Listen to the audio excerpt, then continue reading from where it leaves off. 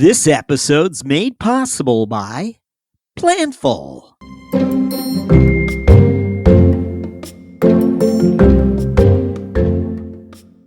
Hello, on today's episode of Planning Aces, we'll be featuring FP&A insights and commentary of 3 finance leaders, including CFO Jillian Munson of Vimeo, CFO Dan Fletcher of Planful, and CFO Chad Gold of FullStory. This is Jack Sweeney, your co-host, along with performance management guru Brett Knowles, who will serve as our resident thought leader as we seek to highlight the takeaways from our distinguished group of planning aces. We begin after this. Ready to plan confidently, close faster, and report more accurately? Here's what sets Planful apart. Imagine purpose-built applications for every department, from FP&A to accounting, marketing to HR, all with built-in financial intelligence. It's easy to implement Planful in just weeks and with minimal IT involvement, so you can rapidly and seamlessly engage everyone across the business on your key financial progress. Best of all, Planful grows with you. Its unparalleled scalability ensures that no matter how fast your business expands, Planful can keep up. See why over 1,500 customers worldwide choose Planful as their flexible, user-friendly, end-to-end financial performance management platform. Go to planful.com/CFO Thought Leader to see how you can reach peak financial performance with Planful.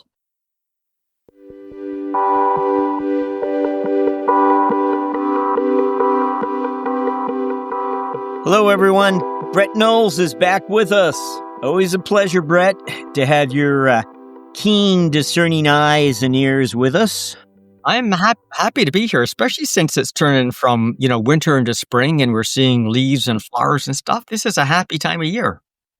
I'd agree. It sounds like early spring has arrived in Canada. And to think it's not even Flag Day. Does Canada have a Flag Day? Not important. Not important. What is important is that we have 3 new planning aces that I want to share with you.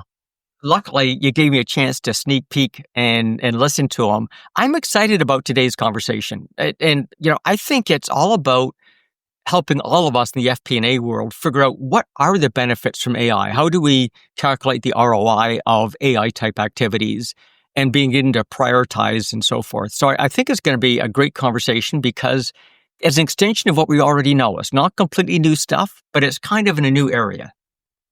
Not new stuff, but turn back the clock only a year ago, and the conversations we were having with finance leaders revealed nowhere near the detail. And, what becomes clear is, I think anyway, how committed they are to making AI strategic for their businesses. Gosh, how could you not be? Like it impacts everything possible in the world. And in fact, I think that's part of the scary part. Because it impacts everything possible, it can seem a bit overwhelming to us in the planning world. The foundational block I'd lay first is the understanding that AI doesn't do random stuff.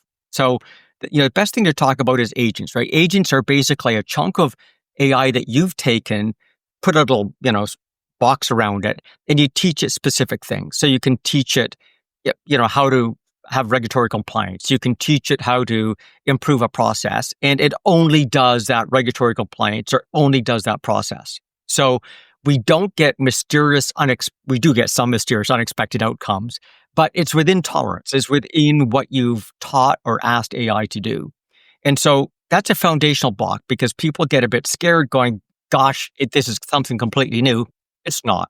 You're defining what it's going to go do and you ask it to go do it. Therefore, there's a specific spot we can look at to see what outcomes we get.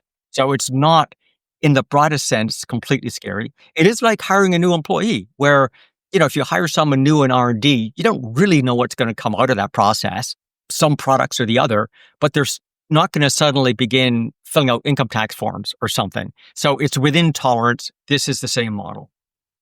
Now, also, what I think these three reveal is how CFOs are beginning to see AI as a growth driver, whereas efficiency still remains, I should say, the first order of business, however. It does. I mean, that's obviously a go-to thing. It's low-hanging fruit. Everyone's going to find some efficiency right away.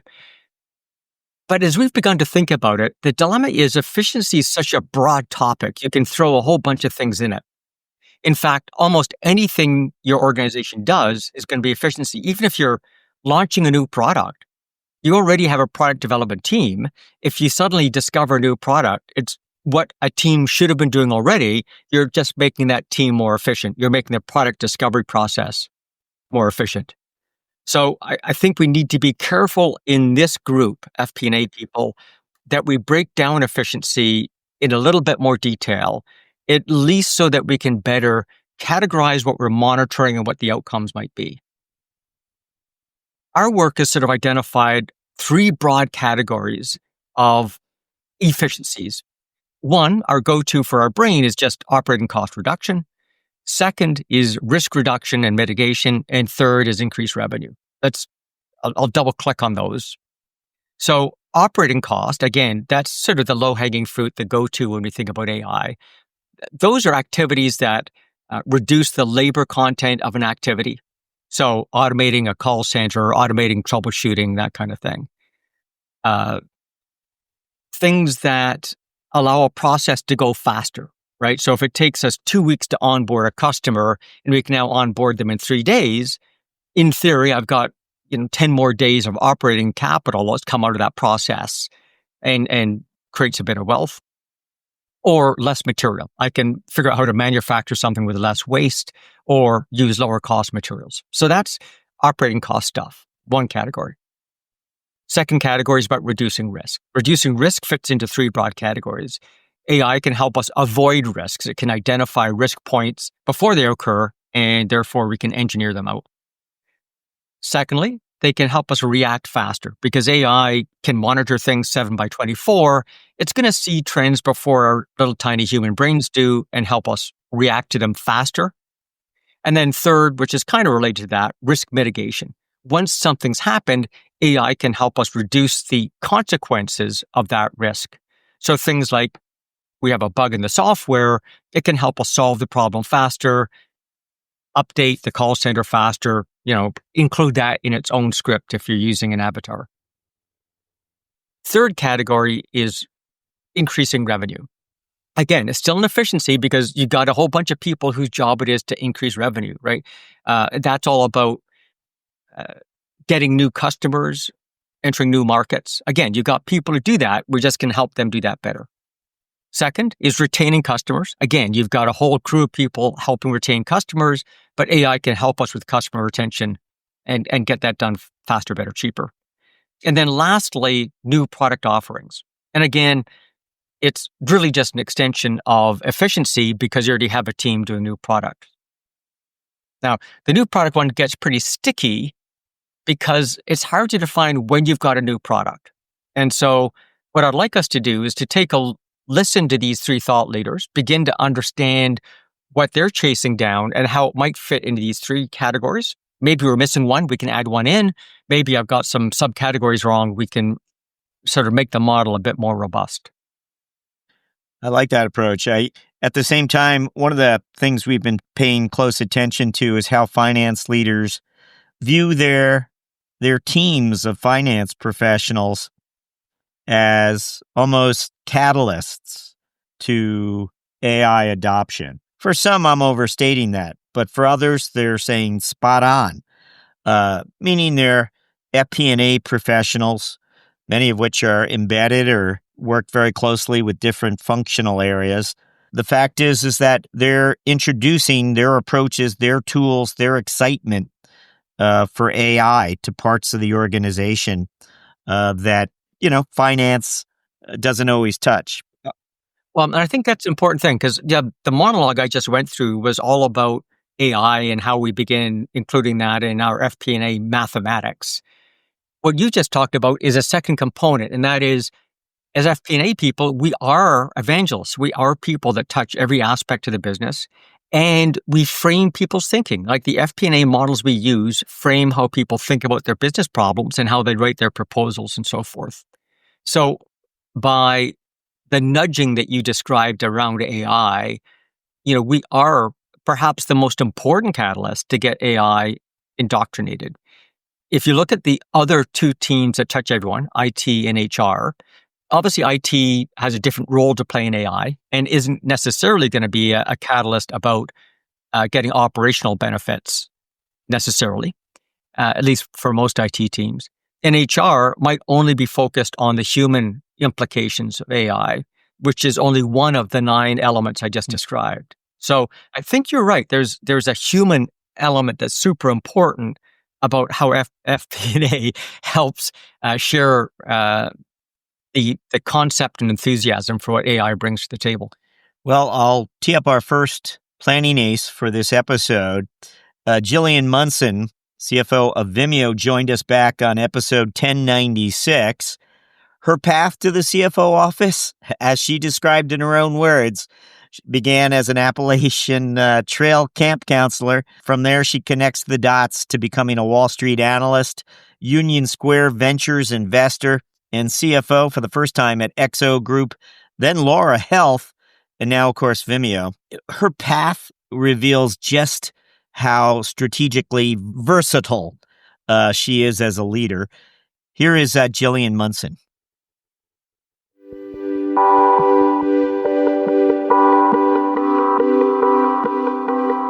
Yeah, so a couple things there. AI is really interesting, right? Because you can use AI for efficiency. Oftentimes that becomes automation, right? So there's Alteryx, for example, is a tool that a lot of finance teams orgs use. We use it as well to speed up our processes, take more manual work out of it. And there are other places in customer service you can use AI and automation, in development, in all kinds of areas you can use AI for efficiency. But, increasingly a lot of CFOs I talk to, and we'll certainly I'll keep doing that, but a lot of CFOs I'm talking to, a lot of strategic people I'm talking to are saying, wait, let's flip it. AI is a demand generator, meaning, can you harness the great power that is AI for your company in a way that serves customers better, faster, to actually make it a revenue opportunity for you? So at Vimeo, we recently released a bunch of effort in the AI translations area. So our videos are seen, I think it's 193 countries around the world, or something in that general category, somewhere up there by 190. And so that means there's a lot of need to translate those videos. And what Vimeo has done is released a translation capability that you pay for on a consumption basis, as opposed to our usual subscriptions. And we think that can be really powerful. If you do the math on just a small portion of our customers, even doing it across a couple languages, there's a really big opportunity there. And so we see AI in terms of how you manage and cope with video as a real revenue and ARPU opportunity for us. So, it's sort of interesting. And increasingly, I'm having people talk about it that way. How can I make revenue using AI as a ingredient technology, as opposed to entirely how you orient the organization around it internally? Certainly, efficiency is the name of the game, and everybody's on that. But I'm really excited about what AI can be as a demand generator for Vimeo as well. So we just had an offsite with our FP&A team, and we spent maybe half the hours on how do we go faster, use automation, use the new tools that are available to us, and how do we make the transition? So this is kind of, one of the things I see in finance teams, right, is you go, go, go, go, go, go, go. And it's really hard to have the time to architect things. And so we actually took some time out of the office as an FP&A team and really thought about where we want to go, and laid out a roadmap, and then laid out a time allocation to have everybody spend more time on getting us where we envisioned ourselves going, because it's just so easy to have that next forecast. Oh, we got to run a forecast. Let's drop doing all the architecture work and let's move on. And so we've been spending a lot of time on, crafting the time, leaving the time to go do those things. And I think, I really credit my FP&A team because they don't want it to be wrong. right? And the amount of testing, and I think it's true of everyone in finance, but what I see with my team is they really want to use these tools, but they want to make sure it's not just a black box. They want to make sure they understand what's coming out the other side. And so we're spending the time to get that done.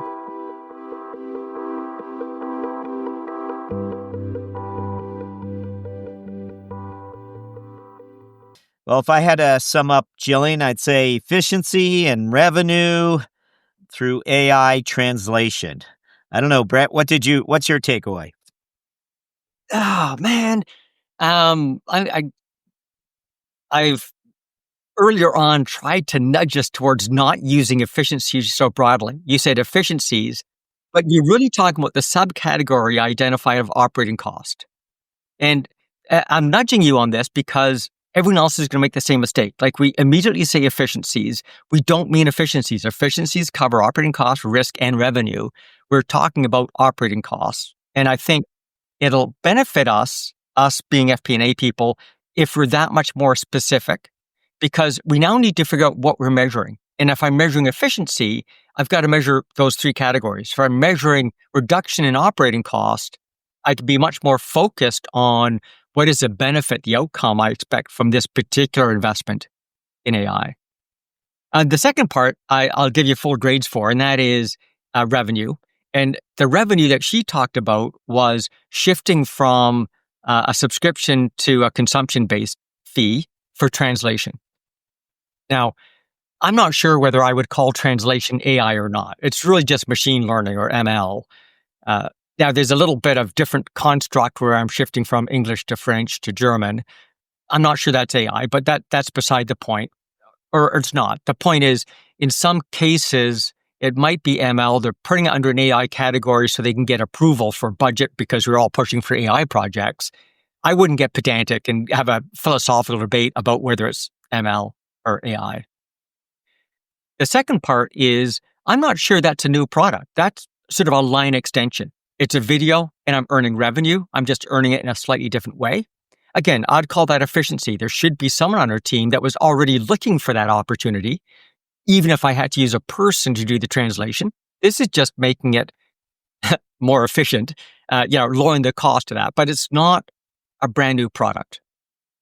In fact, I know that if you write a script, there are services now, AI services, they call themselves, that will allow you to choose an avatar, a person that's going to give that speech, and it will give the speech. And it will actually give the speech in multiple languages for you as well, and create the video. Well, for Vimeo, is that a new product or is it a line extension? So the line gets fuzzy about whether it's truly innovation or just a line extension. So again, I wouldn't worry about it. In my mind, that's just an efficiency model. I'm not building something new. There's a quote from Edward de Bono. He's the guy that came up with 6 thinking hats and lateral thinking.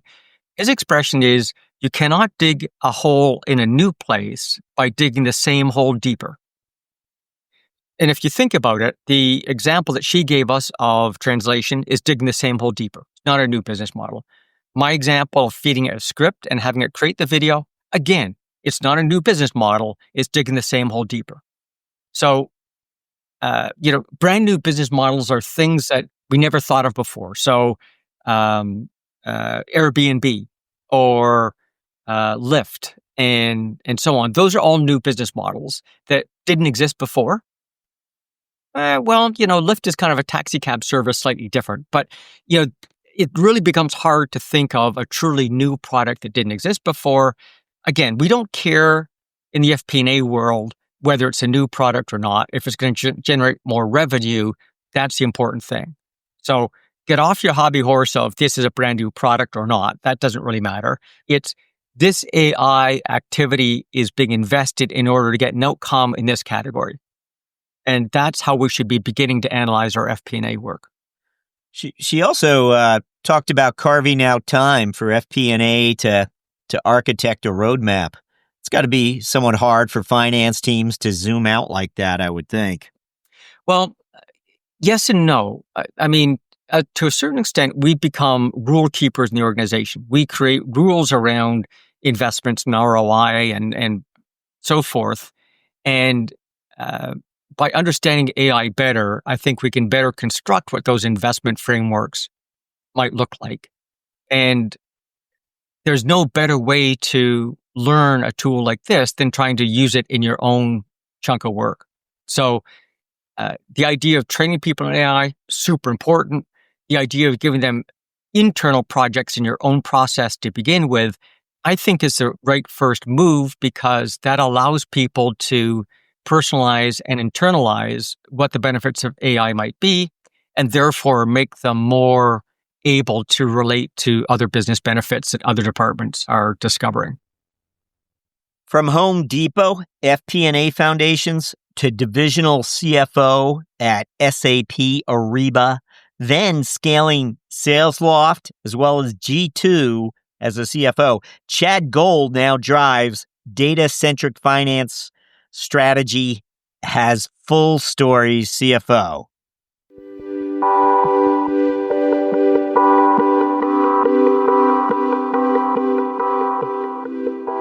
It's actually not even just finance, but an enterprise-wide initiative called Embrace AI at FullStory. What's AI 101?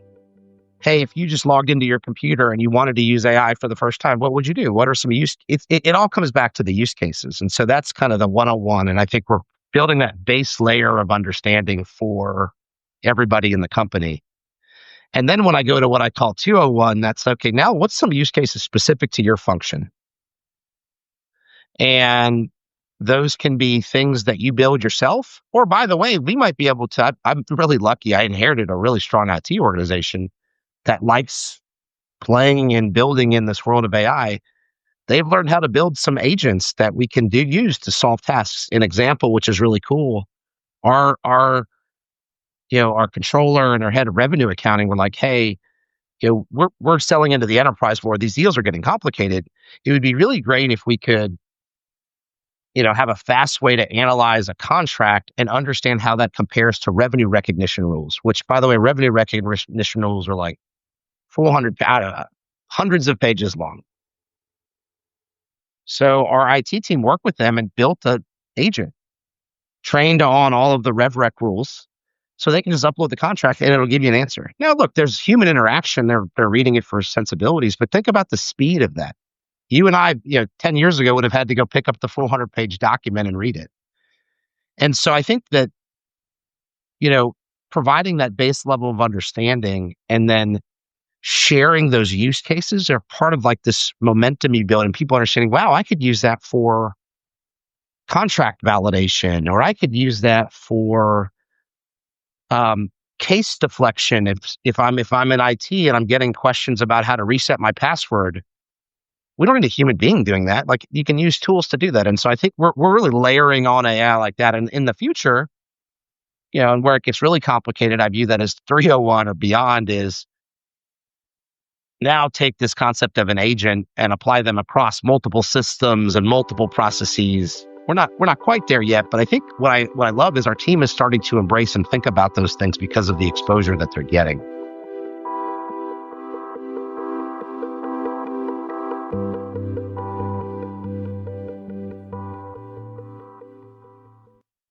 Well, again, you just heard some of what Chad Gold shared with us. I like the different layers, or as he said, veneers of AI learnings. At the same time, I was wondering, does this 101 to his 301 model align with how transformations, usually scale? Don't know. But did you take away anything from that? Yeah, certainly. And I like the comment you just made about how transformations usually scale.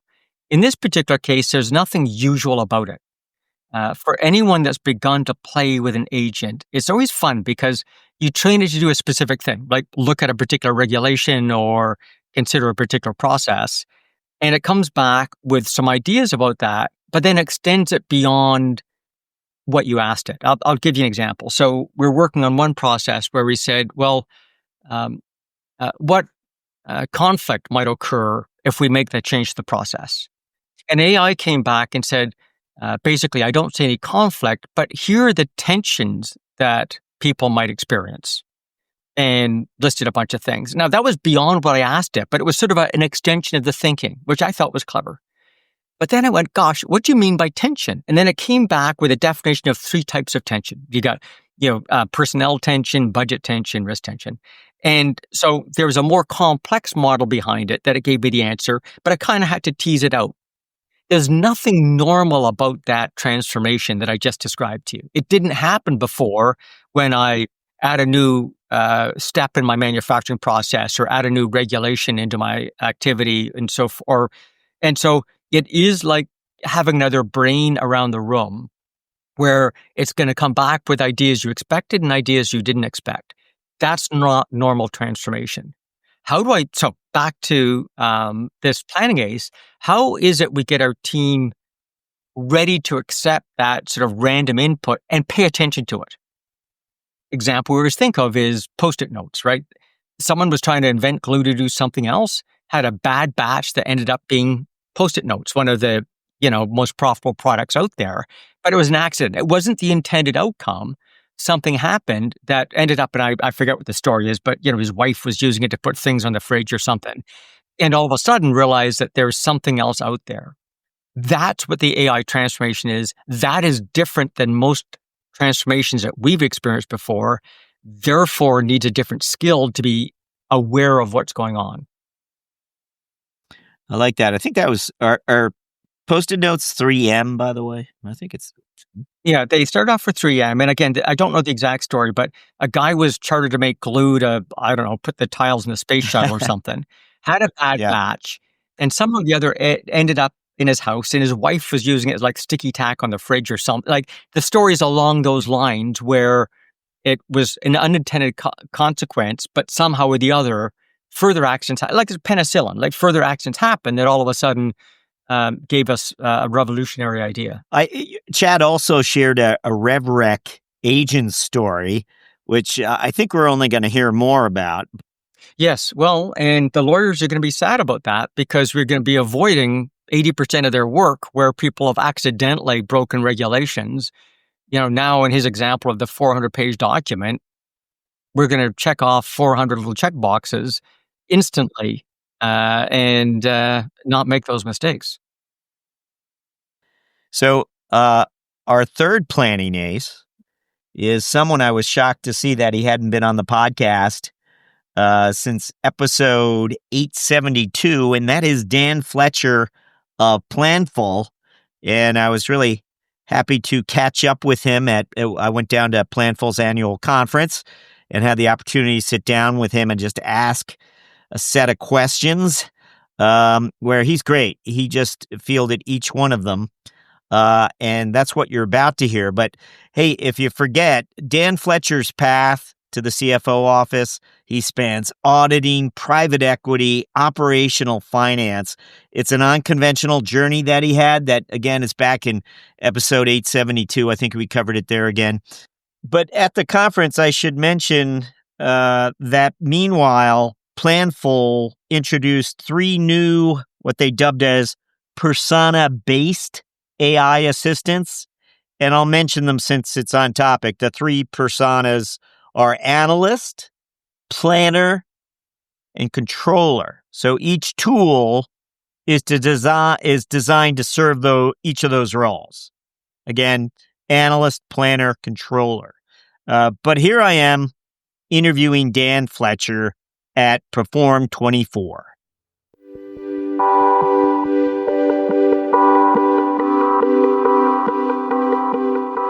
And is the tenor of conversation happening there? Okay, a functional head has come and has wanted 100 new licenses for language models, different language models, and at the same time they want a dozen new hires, and the CFO says, "Well, let's wait 6 months on the hires and let's find out how your people can better leverage these licenses and see how we're doing." I mean, is that probably a familiar conversation for some of the CFOs? That's the exact conversation. Yeah. You're trying to figure out what you don't want as a result of Gen AI adoption is investing in the tools and getting no efficiency Yeah. because of it, Yeah. right? And so you are trying to, this is the central struggle, you are trying to measure the ROI on the Gen AI investments in efficiency and better decision making, and it's a really tricky equation to complete at times. What advice would you have for CFOs to achieve that?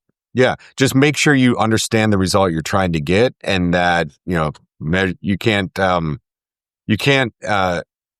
Let me put it this way. There's no way to understand the ROI unless you're measuring the results. And so you have to have some structure in place to capture the results. Yeah. So, whether that's kind of a time study type thing, or whether it's measuring time to completion or measuring output, you have to have some way to measure what matters. What's a metric that you monitor that you never looked at 5 years ago? Oh, I'm deep these days into product usage. So it's kind of a new frontier for me. In the tech world, we're able to plug into our backend systems like Jira and understand things like bugs per customer and the adoption curve and how many reports a customer is running and how many logins certain user types have. And why that's interesting is it's helpful to forecast retention and customer growth. Yeah. What have you, any insights you can share there? Anything surprise you as you get deeper into the product usage piece of this? Yeah, I think it gets back to capital allocation. And so this allows me to speak the same language as my CTO when he says we want to invest in a specific program around these 3 paper cuts that are 80% of our support tickets over the last 6 months. I mean, that's a no-brainer for me. I can see it in the data that this is bothering our customers. Everything we do is for our customers, so let's lean in, let's fix it. And then I want to watch those 3 incident reports go down over time. Well, what would your CTO tell us about finance's visibility now deeper into that product usage? What has he learned? I think he would say, I'm thrilled Dan is looking into this. Now he's speaking my language. It's, he and I, there's no daylight between us. He and I are both very, very convinced that Gen AI is going to be a macro sea change in finance. And, I've been willing to invest behind him, and we have a 50% increase in R&D expense over the prior period. And we've scaled that team. When you say 35% headcount growth, that team is specifically one of the big lean-ins, as is product management, where we, for example, 3x our accounting product management team.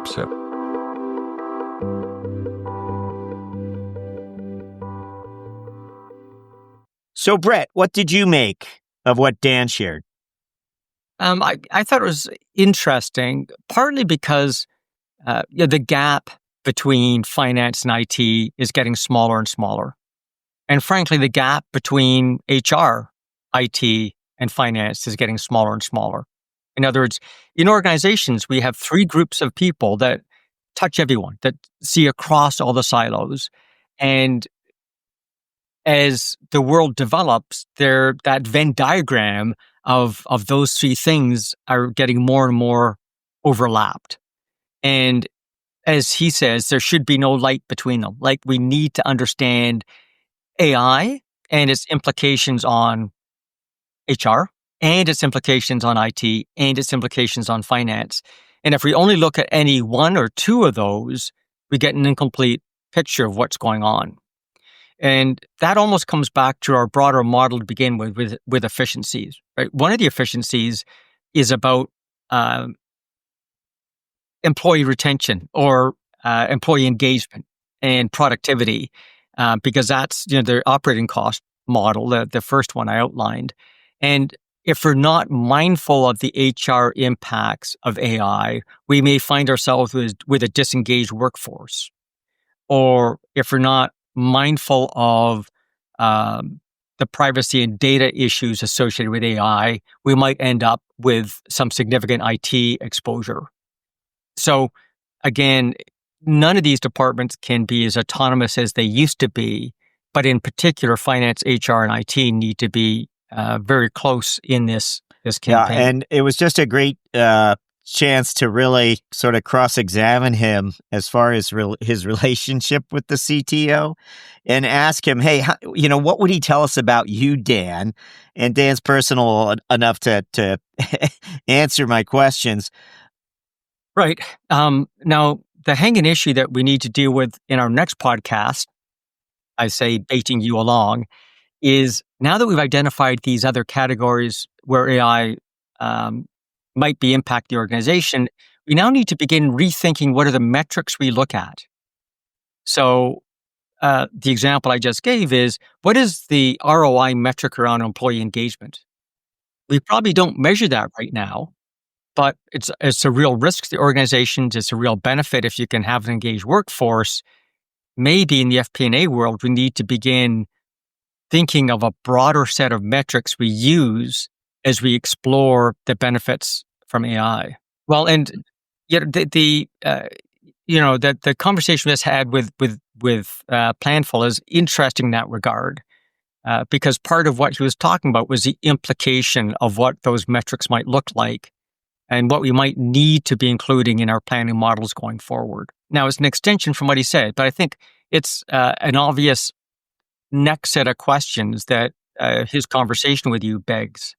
Is Munson, as she looks for innovation, I mean, is she doing the same? Did she articulate something similar, or do you not think so?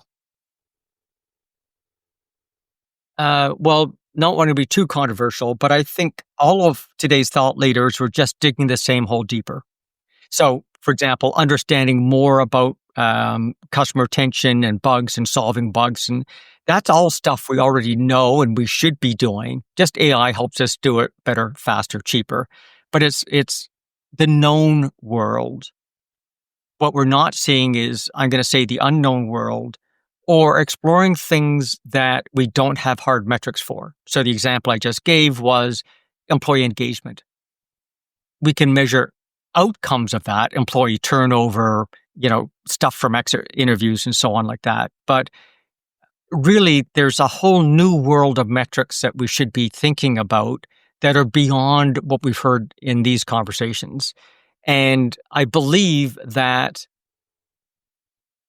those things might be significant opportunities for organizations, but we're blind to them right now because we don't have any visibility of what that means and how to measure it. I'll give you an example. Anyone that's played with an agent, you always have these aha moments where the agent comes back with something you didn't expect. So my example earlier on about conflict, and came back with an answer about tension. I asked about tension, and it gave me more details. That is like an aha moment. You go, I didn't know those things were connected. You show me the connection. I absolutely get it. I wouldn't have looked at those 3 grades of tension, but let's begin measuring those. So that's the stuff that is going to change, going to shake our tree in the FP&A world, because my bet is there's 80% of the world we're not measuring right now because it hasn't been important, because we don't know how to measure it, whatever. But that's, if you can get your hand on those things, that's where those new opportunities are going to pop into our organizations, whether they're efficiencies in our 3 broad categories or a brand new business model. We're looking for the known. I'm talking about the unknown. By the way, I was just speaking to the CFO just before we came on, the CFO of Cardinal Health, who told me that they've created an investment fund rather than have all the licenses put into their budget for the department heads. The CEO and the CFO together created a separate investment fund to invest in worthy AI type projects, but they felt that putting it in the regular budget might make budget leaders make poor decisions. Yeah, I've seen that in several clients, ironically, all in the healthcare sector. But if you think of, for example, Google's X Lab, right? It's basically a black box, and it's true innovation where we're not directed towards anything particular. Let's just see what comes out. And things get refined and gradually become more finite and tangible. But there's a process at the beginning where it's a cloud, it's nebulous. God knows what's in there. And we just hope something interesting emerges. Healthcare is particularly opportunistic or has huge opportunity in that area because it's a mix between hard science of biology and chemicals and biochemistry and so on, and dealing with people. the complete opposite of a hard science. And the opportunity to make people better is a combination of those two things. I need the right environment, the right experience. I also need the right interventions and drugs and so on to make it happen. And there aren't any companies other than healthcare systems, like your example of Cardinal, that bridge that gap. So if they're going to discover those opportunities, it's going to be through healthcare systems, not through pharma systems, not through medical device systems, not through. And so it's interesting. And that actually is what I was trying to get to in my previous comment, which is those are the brand new opportunities that don't exist in the business model right now. Unknown, that we have no idea what's there, but we know there's got to be something there, but it doesn't fit within our current planning or measurement structures.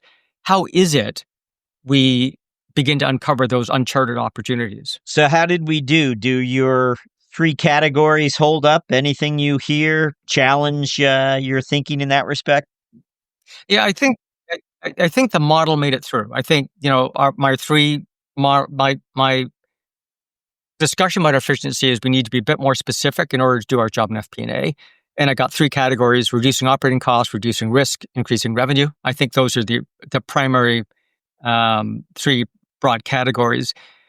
The fourth one that we might have discovered with your comment about Cardinal Health is completely new business models that don't exist, that might be related to existing models that AI might help us uncover, because it can do so and get us an ROI that before would take a huge investment or commitment by an individual to bridge that gap. So I remain optimistic that we can discover truly new product ideas that are coming out from this AI stuff that extend beyond the efficiency model. But for now, if we just focus on that efficiency model, breaking it down into 3 categories, I think all of us will be better off.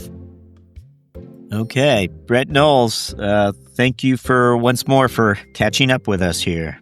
Okay. Catch up next time. Okay. Many thanks to our 3 planning aces we featured on this episode, and to our sponsor, of course, Planful. As always, thank you for listening. Planning Aces is a production of CFO Thought Leader.